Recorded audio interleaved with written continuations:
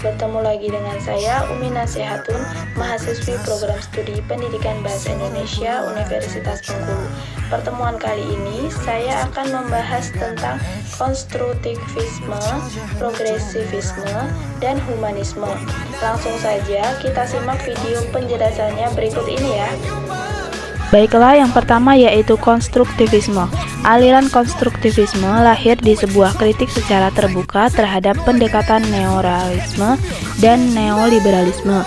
Manusia merupakan makhluk individual yang dikonstruksikan melalui sebuah realitas sosial.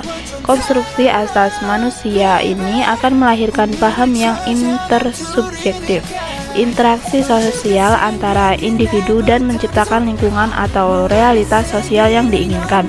Dengan kata lain, sesungguhnya realitas sosial merupakan hasil konstruksi atau bentukan dari proses interaksi tersebut. Hakikat manusia menuntut konsepsi konstruktivisme lebih bersifat bebas dan terhormat karena dapat menolak atau menerima sistem internasional serta membentuk kembali model relasi yang lebih menguntungkan. Dalam teorinya, konstruktivistik merupakan pengembangan lebih lanjut dari teori Gestalt. Perbedaannya adalah bahwa pada Gestalt permasalahannya dimunculkan berasal dari pancingan eksternal, sedangkan pada konstruktivistik permasalahan muncul dibangun dari pengetahuan yang direkonstruksi sendiri.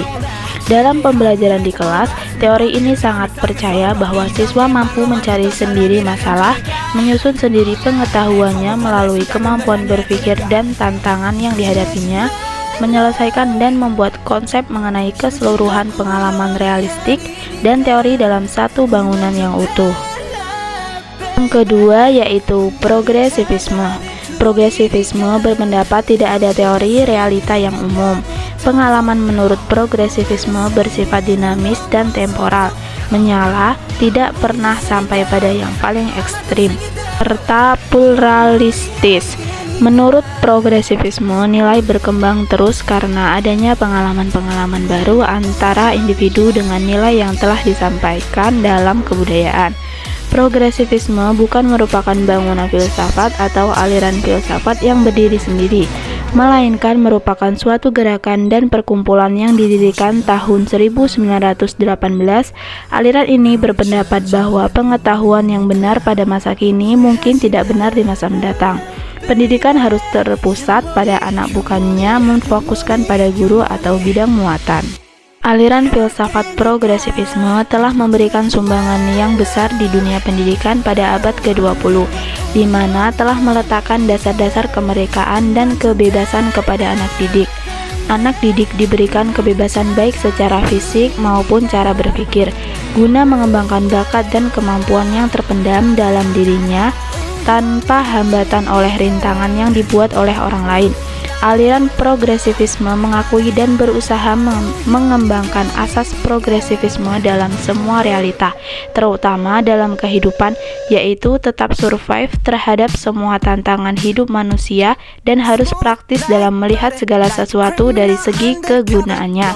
Aliran progresivisme memiliki kemajuan dalam bidang ilmu pengetahuan yang meliputi ilmu hayat, bahwa manusia untuk mengetahui kehidupan semua masalah, ilmu antropologi, bahwa manusia mempunyai pengalaman pencipta budaya, dengan demikian dapat mencari hal baru, serta ilmu psikologi, bahwa manusia akan berpikir tentang dirinya sendiri, lingkungan, dan pengalaman-pengalamannya. Sifat-sifat alam dapat menguasai dan mengaturnya. Progresivisme merupakan aliran filsafat yang lahir di Amerika Serikat sekitar abad ke-20. John S. Brubacher mengatakan bahwa filsafat progresivisme bermuara pada aliran filsafat pragmatisme yang diperkenalkan oleh William James 1842 sampai 1910 dengan John Dewey 1885 sampai 1952 yang menitik beratkan pada segi bermanfaat bagi hidup praktis di dalam banyak hal. Progresivisme identik dengan pragmatisme.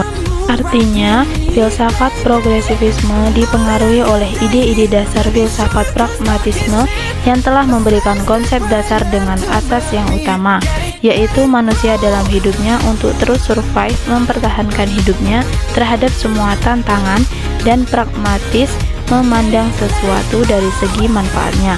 Oleh karena itu, filsafat progresivisme tidak mengakui kemutlakan kehidupan serta menolak absolutisme dan otoriterisme dalam segala bentuknya.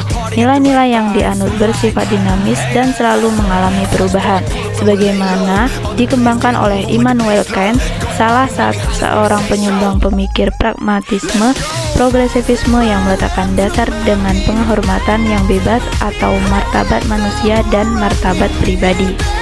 Dan yang terakhir adalah humanisme.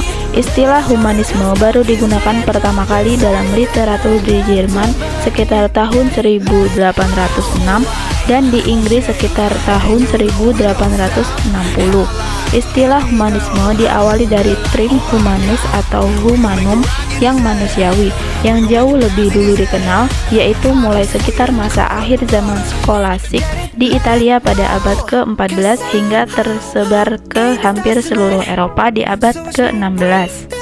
Trim humanis atau humanum tersebut dimaksudkan untuk menggebrak kebekuan gereja yang memasung kebebasan, kreativitas, dan nalar manusia yang diinspirasi dari kejayaan kebudayaan Romawi dan Yunani. Gerakan humanis berkembang dan menjadi cikal bakal lahirnya Renaissance di Eropa. Dalam perkembangannya, humanisme di Eropa menampilkan penentangan yang cukup gigih terhadap agama, khususnya agama Kristen, dan mencapai puncaknya ketika Auguste Comte mendeklarasikan agama humanitarian dan menggantikan agama yang dianggap tidak humanis. Pertentangan ini terus berlangsung hingga di pertengahan abad ke-20 para pemuka-pemuka Kristen mulai memberi ruang apresiasi bagi humanisme, dan pada Konsili Vatikan II 1962 sampai 1965, pihak Katolik mulai memberi respon positif terhadap humanisme.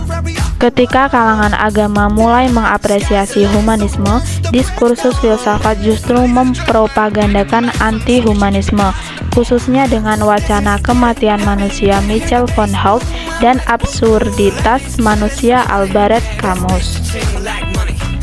Baiklah, mungkin itu saja materi yang dapat saya sampaikan tentang materi pembelajaran konstruktivisme, progresivisme, dan humanisme.